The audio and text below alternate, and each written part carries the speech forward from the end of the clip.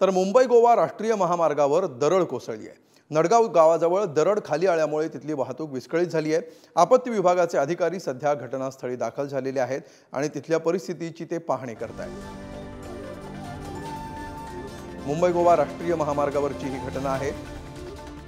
ही दरड कोसळल्यामुळे वाहतुकीला मोठा अडथळा निर्माण झालेला आहे आणि ही दरड बाजूला काढण्याचं काम सध्या सुरू आहे। मात्र कशा प्रकारे ही दरड कोसळली याची ही दृश्य सध्या आपण स्क्रीनवर पाहतो आहोत। महाराष्ट्रामध्ये मान्सून दाखल झालेला आहे आणि मान्सून दाखल झाल्यानंतर जोरदार पावसामुळे कोकणात विशेषतः मुंबई गोवा राष्ट्रीय महामार्गावर अनेक ठिकाणी दरडी कोसळत असतात। तशाच प्रकारे ही दरड सध्या कोसळल्याचं दिसतंय आणि याविषयी अधिक माहिती घेऊया। आमचे प्रतिनिधी बालाजी पोद्दार सध्या आपल्या सोबत आहेत। बालाजी, साधारण कधी ही दरड कोसळली आहे आणि या क्षणी काय चित्र आहे?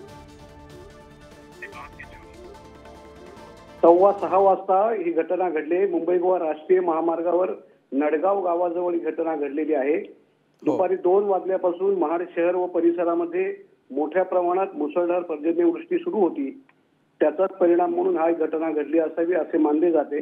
राष्ट्रीय महामार्ग स्थानिक प्रशासन आपत्ती विभाग यांनी तातडीने घटनास्थळी घेऊन दरड बाजूला काढण्यात यश प्राप्त केले आहे। सध्या एकेरी वाहतूक शेजारी मार्गावरून सुरू आहे। सुरक्षेचा उपाय म्हणून राष्ट्रीय महामार्ग विभागाकडून त्या ठिकाणी आवश्यक यंत्रणा ठेवण्यात आलेली आहे। अमोल, निश्चित श्रीकृष्ण बाळ हे आपल्याला याविषयी अधिक माहिती देत होते। धन्यवाद श्रीकृष्ण या सविस्तर माहितीबद्दल।